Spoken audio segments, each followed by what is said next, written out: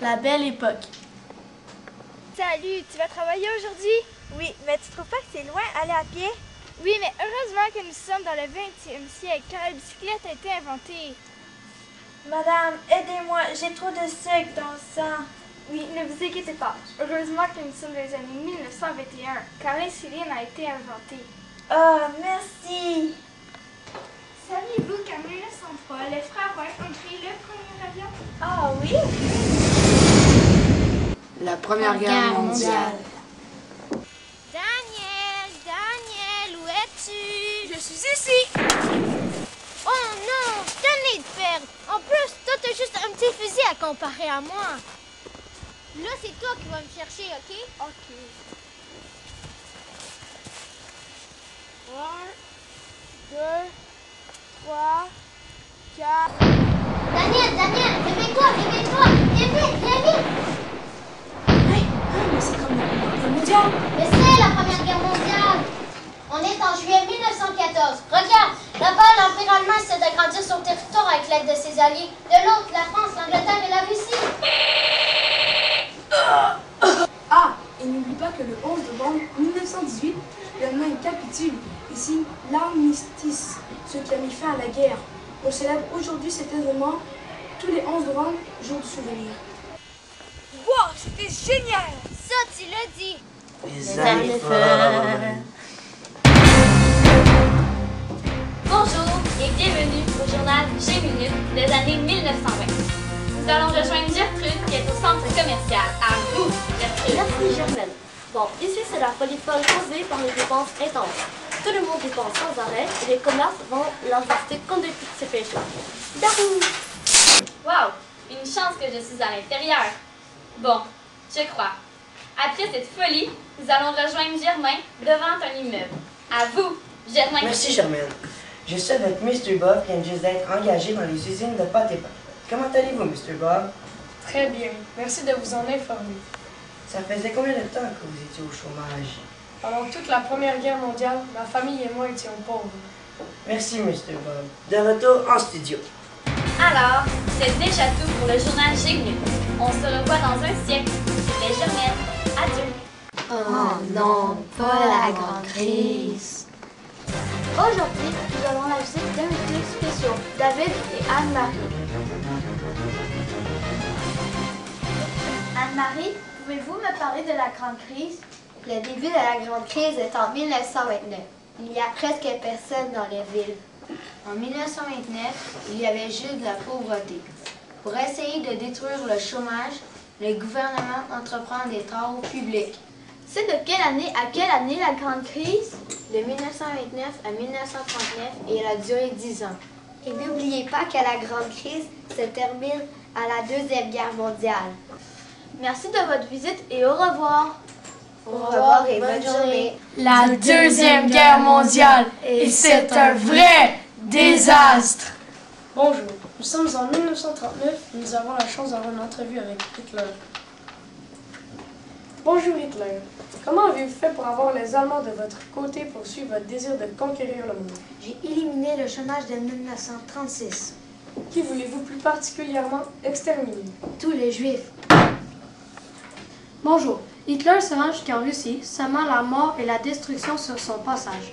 Cette guerre oppose la France, l'Angleterre, la Pologne et fait face à l'Allemagne.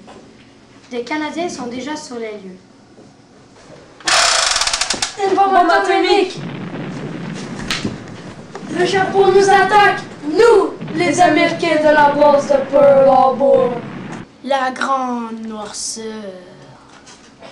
Les années d'après-guerre, vers 1946, la prospérité est retrouvée et 2 millions de bébés naissent au Québec. On surnomme cet événement le baby boom. Bonjour, nous sommes maintenant au journal de 17 heures. Nous avons un invité spécial. Cet invité a vécu la Grande Noirceur. Bonjour, M. Wilson. Pourriez-vous nous parler de la Grande Noirceur? Ah oui, si je suis capable de me rappeler de ces terribles souvenirs. Nous ne moderniserons jamais le Québec. Oui, l'Église doit garder son pouvoir. Je n'accepterai jamais ces conditions. Moi, Maurice Duplessis, tant que je serai Premier ministre du Québec, aucune personne n'aura le droit de se plaindre de ses conditions de travail. Oh, c'était un terrible souvenir, M. Watson. Ah oui, ça je sais. C'était Marc-André pour le journal de 17h. La révolution tranquille. C'est le temps que ça change. J'ai hâte de prendre le métro. Oui, et n'oublie pas l'Expo 67 cette année. Chers élèves, avez-vous entendu parler du nouveau barrage qui est en construction sur la rivière Manicouagan? Il s'appelle Manic 5. Ce sera le plus grand barrage à voûte au monde. Ah, ça m'en fait des constructions? Oui, tu as bien raison. Moi, depuis l'Expo 67, mes parents se sont ouverts un restaurant chinois et ils ont mis des terrasses. Ah, moi, depuis, mes parents ont mis de nouveaux vêtements africains sur le marché. Moi, depuis l'Expo 67, mes parents n'arrêtent pas de cuisiner les mets mexicains. Ils adorent les mets épicés. Le lendemain de la Révolution tranquille!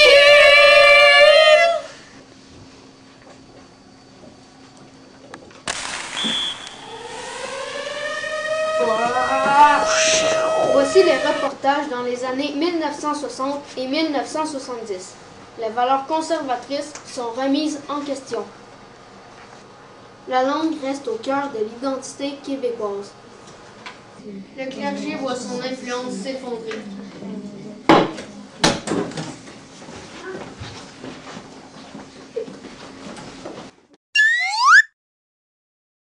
Le reportage est fini. Si vous voulez écouter le prochain reportage, veuillez attendre à 19h30.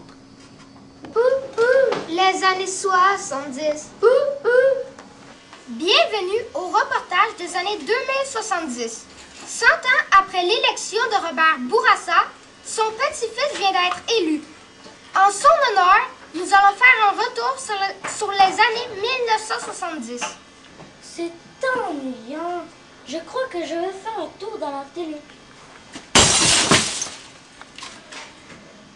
En 1970, Robert Bourassa a été élu grâce à sa promesse de 100 000 emplois lors des élections.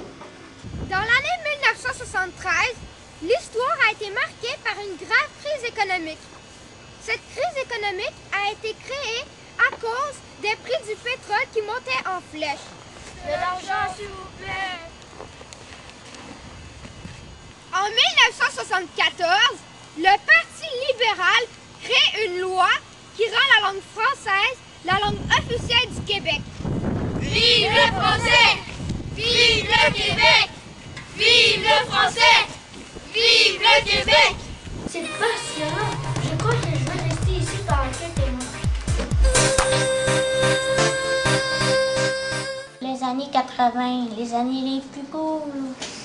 Bonjour, bienvenue au Journal Minute des années 80. Suite à la Révolution tranquille, le Québec des années 80 est maintenant ouvert sur le monde. Et les artistes québécois continuent de chanter sur la vie quotidienne des gens. Alors Jean-Luc, de quoi vas-tu nous parler maintenant? Merci Stéphane. Dans les années 80, le gouvernement québécois a créé une charte québécoise des droits et des libertés de la personne. Alors qu'est-ce que tu vas nous parler d'autre, mon cher ami? Dans les années 80, les élèves étaient mieux instruits que dans les années 50 et 60. Et il y avait moins de religieuses qui enseignaient. Et toi, Stéphane, de quoi tu vas nous parler? Je vais vous parler que dans les années 80, le parti de Maurice Duplessis, l'Union nationale, n'intéresse plus personne et est complètement parti de la société québécoise. De quoi tu vas nous parler maintenant? Les francophones sont rendus au même titre que les anglophones sur le marché du travail, donc ils occupent les postes de chef d'entreprise dans les années 80.